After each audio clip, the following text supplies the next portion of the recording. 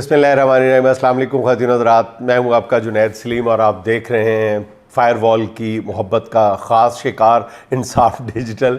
हमारी इस इस्तदा के साथ कि अपने कीमती वक्त में से सिर्फ 5 सेकंड निकाल कर अपने 5 दोस्तों को फ़ेसबुक और यूट्यूब पर इस चैनल को सब्सक्राइब करवाएं, कमेंट करें, हमारी रहनुमाई फरमाएं। नाज़रीन, आज हम बात करेंगे अदलिया में जारी बहरान की और सर उठाती वकला तहरीक की, जिसका कई दिनों से मैं मुसलसल जिसकी जानिब इशारा करता चला जा रहा हूँ। आज इस्लामाबाद हाई कोर्ट में एहतजाज के दौरान बार के सदर को थप्पड़ क्यों मारा गया, यंग वकला क्या चाहते हैं, काले कोट वाले क्या करने जा रहे हैं, इन सब पर बात करेंगे। इमरान खान की एक केस में आज वीडियो लिंक पर हाज़िरी के बाद क्या हुआ, पाक सऊदिया दिफाई मुआहदा पर वज़रा किस तरह की गैर ज़रूरी पॉलिटिकल पॉइंट स्कोरिंग कर रहे हैं, इस पर भी बात करेंगे। और नाज़रीन, छतों पे अजानें देने वाला मामला क्या रंग इख्तियार कर रहा है, इस पर भी बात करेंगे। मगर पहले ज़िक्र हो जाए जस्टिस डोगर के एक फ़ैसले ने अदलिया में अरसे से जारी लड़ाई को चिंगारी दिखा दी है।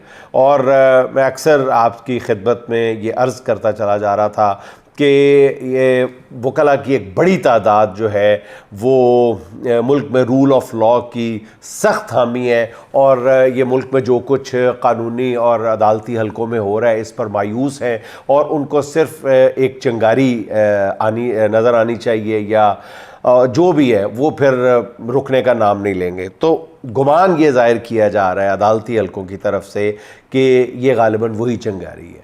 यूँ लगता है कि आज़ाद मनिश जजेस के साथ वकला का जो पैमाना सब्र है वो भी लबरेज़ हो गया है।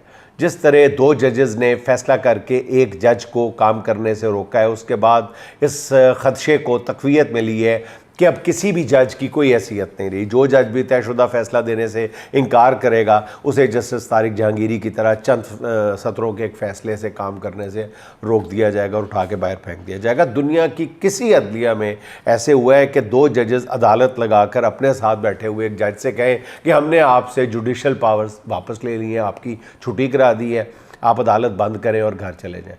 इस फैसले से नाज़रीन आम साइलीन को इंसाफ फराहम करने वाले जजेस जो हैं अब ख़ुद इंसाफ के तलबगार बन गए और आज ये मनाज़र पूरी कौम ने नहीं पूरी दुनिया ने देखे हैं।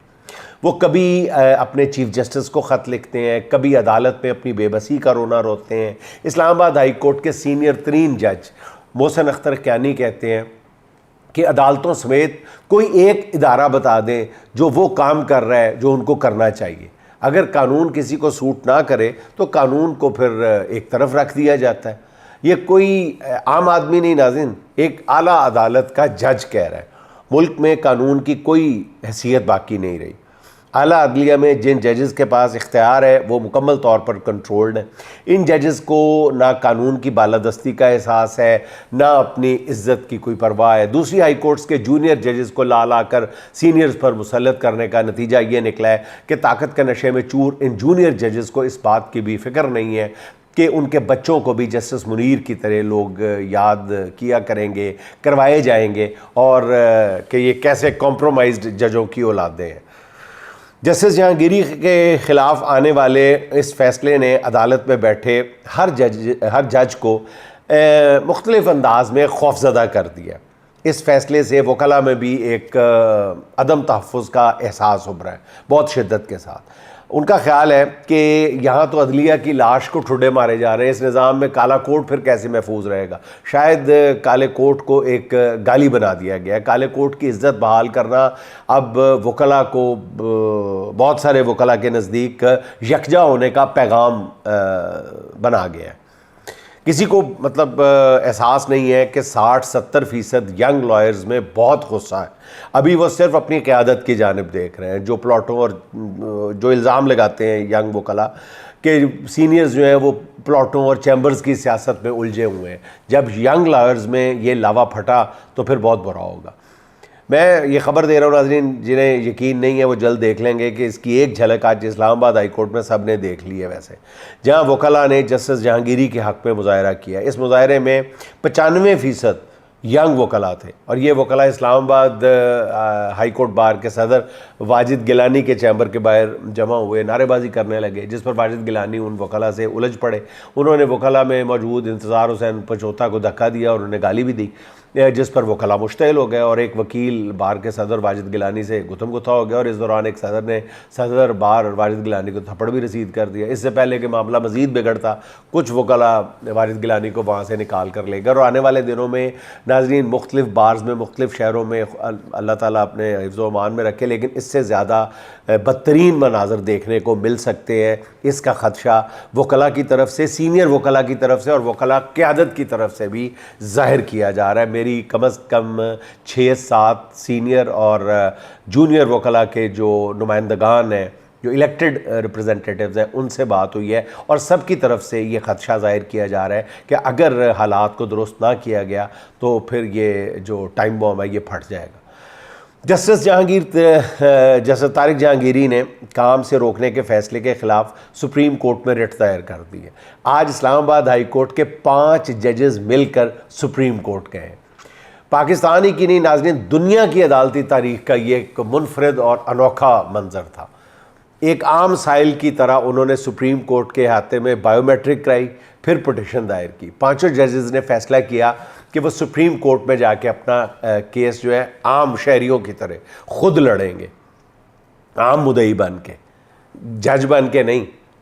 हाई कोर्ट के जजेस ने अपनी पिटीशन में कई इंकशाफात किए हैं जिन्हें वो अदालत के सामने पेश करेंगे। जहां जज इंसाफ के तलबगार बन जाए, वहाँ निज़ाम इंसाफ की क्या हैसियत रह जाती है। पहले भी अवामी एतमाद का फुकदान है, अब तो रही सही कसर भी पूरी हो गई है। और ये बुरान सिर्फ मैं अर्ज़ कर रहा हूँ कि इस्लामाबाद हाई कोर्ट का नहीं है, ये हमारी सारी अदलिया का है। हुक्मरान जिससे डरते थे, मेरा ख्याल है कि वही हो रहा है या होना शुरू हो गया। कम अज़ कम 26वीं तरमीम के बावजूद अदलिया का महाज जो है वो गर्म हो चुका है। अच्छा नाज़रीन, इमरान खान और बुशरा बीबी की तोशाखाना 2 केस में बरियत की दरख्वास्तें समाअत के लिए मुकर्रर करने की मुतफर्रिक दरख्वास्तों पर इस्लामाबाद हाई कोर्ट में अहम समाअत हुई है। बैरिस्टर सलमान सफदर ने 2 टोक मौक़िफ़ इख्तियार किया है कि बरियत की दरख्वास्तें जो हैं वो पीर के रोज़ समाअत के लिए मुकर्रर की जाएँ, वरना मैं इस केस में दोबारा इस अदालत में नहीं आऊँगा। उन्होंने कहा अदालत ने देखना है कि इख्तियारात का गलत इस्तेमाल तो नहीं हो रहा, मगर हमारा केस ही मुकर्रर नहीं कर रहे। हमारी दरख्वास्तें मुस्तरद कर दी हैं, लेकिन हमारा केस तो सुन लें। बैरिस्टर सलमान सफदर ने कहा है कि तोशाखाना 2 केस को जज शाहरुख अर्जुमंद सुन ही नहीं सकते। वो सिर्फ इसलिए ये केस सुन रहे हैं कि हाई कोर्ट इमरान खान का केस नहीं सुन रहे।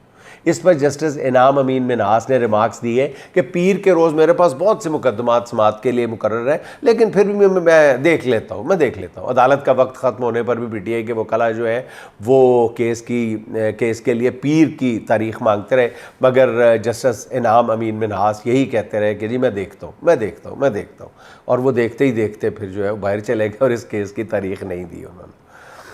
नाज़रीन, इमरान खान के ख़िलाफ़ 9 मई के मुकदमात की आज इस्लामाबाद की इंसदाद दहशतगर्दी की अदालत में समाअत थी। इमरान खान को वीडियो लिंक पर अदालत में पेश किया गया। इमरान खान 4 मिनट तक व्हाट्सएप पर वीडियो लिंक पर रहे। उन्होंने सुर्ख रंग की शर्ट पहनी हुई थी और बहुत ज़्यादा हशाश बशाश लग रहे थे। इमरान खान ने कहा कि उन्हें फ़िज़िकली अदालत में पेश किया जाए या दूसरे मुकदमात की तरह जेल में अदालत लगाई जाए जहां उनके वकला उनके सामने मौजूद हों। इमरान खान ने कहा कि वो जालिम की बैत नहीं, उनका मुकाबला करेंगे।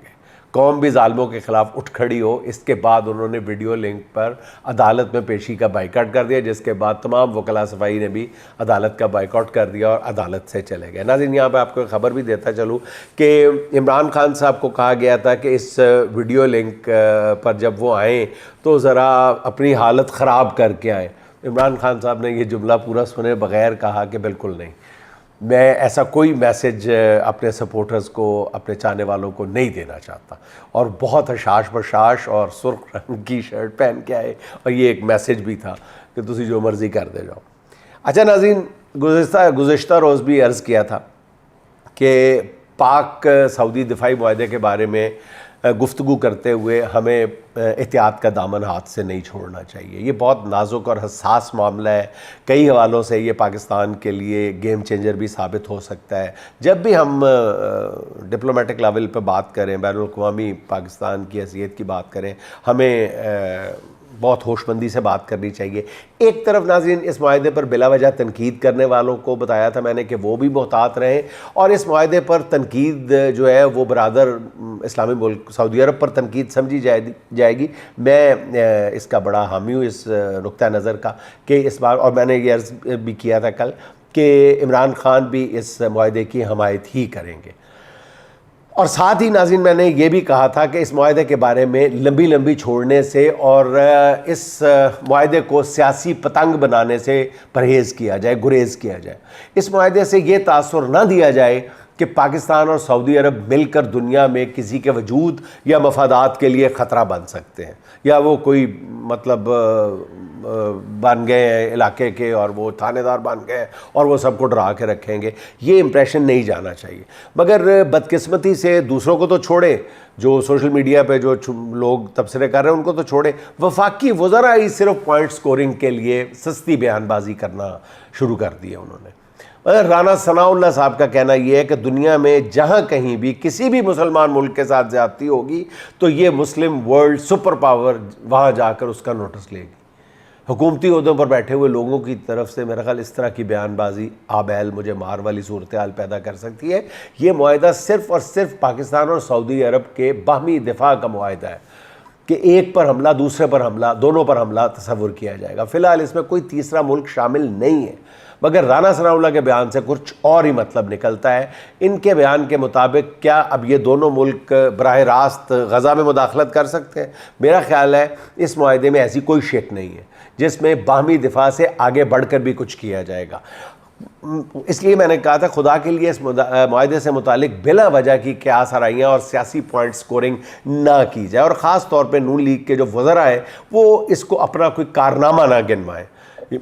कल भी कहा था, आज भी कह रहा हूँ कि ये खालिसतन ये फील्ड मार्शल का कारनामा है, और उन पर और पाक फ़ौज पर ये एतबार किया है, एतमाद किया है सऊदी अरब ने, और ये मुआहदा किया है, और इस मुआहदे की जो है वो पहले से लॉबिंग जारी थी। बहरहाल इसको फ्रूटफुल बनाया है, इसको ठीक शक्ल दी है और मौजूदा फील्ड मार्शल ने।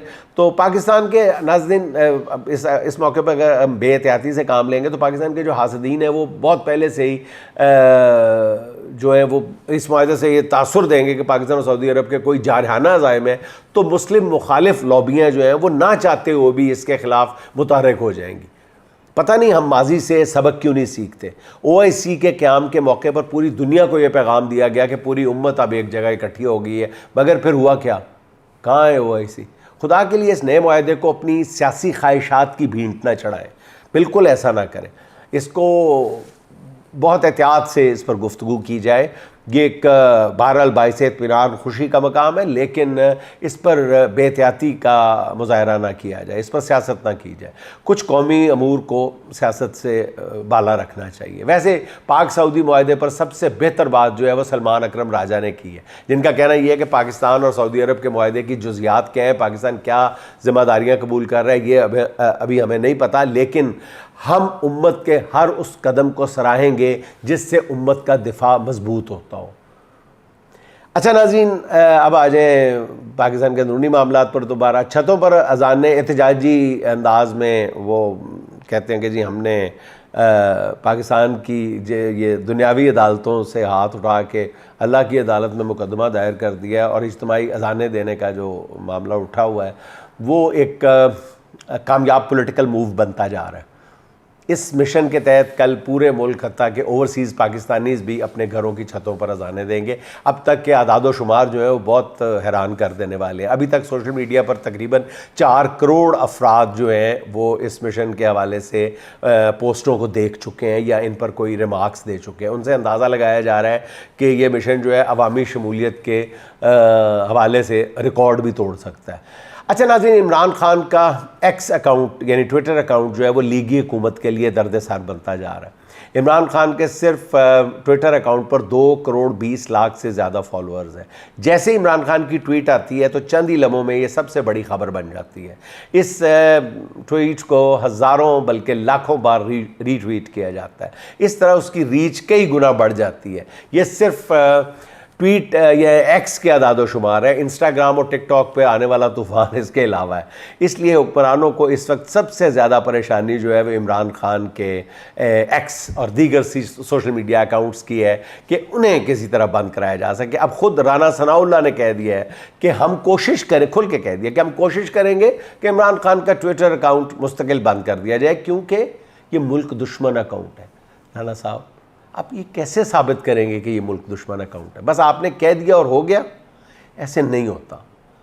आपको किसी फोरम पे ये बात साबित करनी है, किसी अदालत में ये बात पहले साबित करनी है कि ये अकाउंट मुल्क दुश्मन अकाउंट है। बस आपने कह दिया और हो गया, यूँ करते चले जा रहे हैं। जिसका चाहे बंद करवा दिया, जिसका चाहे अकाउंट फ्रीज़ करवा दिया, जिसका चाहे फ़ोन किया और ये हो गया वो हो गया। ये रवैया दुरुस्त नहीं है राना साहब द ग्रेट। इससे अंदाज़ा नाज़रीन लगाया जा सकता है कि जिन्हें इमरान खान की एक ट्वीट से इतना डर लगता है, उन्हें खुद इमरान खान से कितना डर लगता होगा। मैं बार बार कहता हूँ कि नून लीग की तो ज़िंदगी इसमें है, बका ही इसमें है कि इमरान खान अंदर रहे, उसकी ज़ुबान बंद रहे, उसका पैगाम बंद रहे। ऐसा हो नहीं सकता। गुज़िश्ता रोज़ FIA साइबर क्राइम एजेंसी की तफ्तीशी टीम दोबारा डयाला जेल में इमरान खान से तफ्तीश के लिए आई थी, मगर इमरान खान ने उस टीम से मिलने से भी इनकार कर दिया था। नाज़रीन, आज ना जाने क्यों अहमद फराज के 2-4 अशार क्यों जहन में घूम रहे हैं, बहुत मशहूर हैं, आपने सुन रखे होंगे। किस तरफ को चलती है अब हवा नहीं मालूम, हाथ उठा लिए सब ने और दुआ नहीं मालूम, मौसमों के चेहरे से जर्दियाँ नहीं जाती, फूल क्यों नहीं लगते खुशनुमा नहीं मालूम, रहबरों के तेवर भी रहजनों से लगते हैं, कब कहाँ पे लुट जाए काफिला नहीं मालूम। आज सबको दावा है अपनी अपनी चाहत का, आज सबको दावा है अपनी अपनी चाहत का, कौन किससे होता है कल जुदा नहीं मालूम। मंजरों की तब्दीली बस नज़र में रहती है, हम भी होते जाते हैं क्या से क्या नहीं मालूम। मंजरों की तब्दीली बस नज़र में रहती है, हम भी होते जाते हैं क्या से क्या नहीं मालूम। हम फराज शेरों से दिल के ज़ख्म भरते हैं, हम फराज शेरों से दिल के ज़ख्म भरते हैं, क्या करें मसीहा को जब दवा नहीं मालूम, क्या करें मसीहा को जब दवा नहीं मालूम। नाज़रीन, खुश रहें, खुश रखें। आपसे मुलाकात होगी इंशाअल्लाह अगले व्लॉग में। अल्लाह हाफ़िज़।